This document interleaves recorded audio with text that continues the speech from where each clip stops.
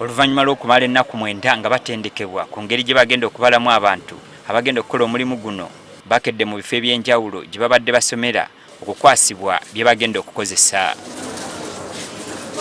Ku bye tulabyeko, bano baweereddwa ensawo y'oku mugongo saako n'ekyuma kikalimagezi oba taabu ekigenda okukozesebwa mu kukuŋŋaanya bye bajje mu bantu. Era nzikiriza nti KCCA wamu ne Uganda Bureau of Statistics batuwadde obuuma buno tusobole okubanga bye tugenda obuuza abantu bikuumibwa nga byakyama era gavumenti yaffe esobole okutegekera abantu.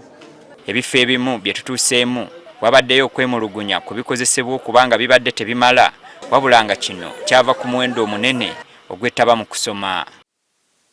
Tuviiriddeyo nga bano balina obweraliikirivu ku ky'obutabawa bu jaketi saako ne density ezibaawula ku balala bye babadde balowooza nti babadde balina okubifunirawo. Like umbrellas, cause tomanya mbeera ya budde ekyukakyuka, raincoat nazo zijja kwetaagisa. Oba oliawo waliwo abantu baffe abali mu ntobazi nga tuyinza n'okwetaaga gambuti kuba ekiseera kigenda kutuuka nga gye tugenda mu bantu baffe wafu.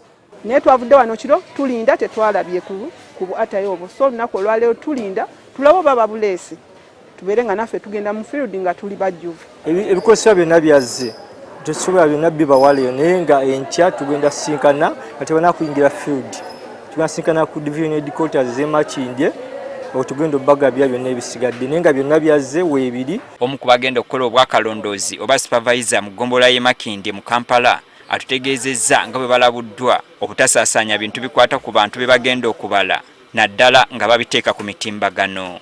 Kyokubiri batutrainings okubeera ne confidentiality information gwe tujje mu bantu tuleke kubeera nga tumusaasaanya nga ku social media nga ku TikTok okola challenges nga ku Facebook batuganye okubeera nga tukola ki nga tubipostinga. Bwe buzibidde nga abakulembeze ab'enjawulo bakyagenda mu maaso n'okukubiriza abantu okukkiriza okubalibwa. Njala kusaba abasiraamu mwenna n'eggwanga lyonna okutwaliza wamu okwewaayo okulaba nti enkya nga 10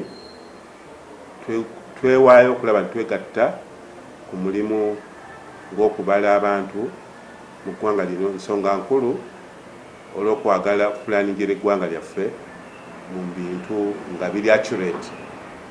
Bala abantu kwa kumala ennaku 10 okutandika n'olunaku lw'enkya nga babasanga mu maka gaabwe.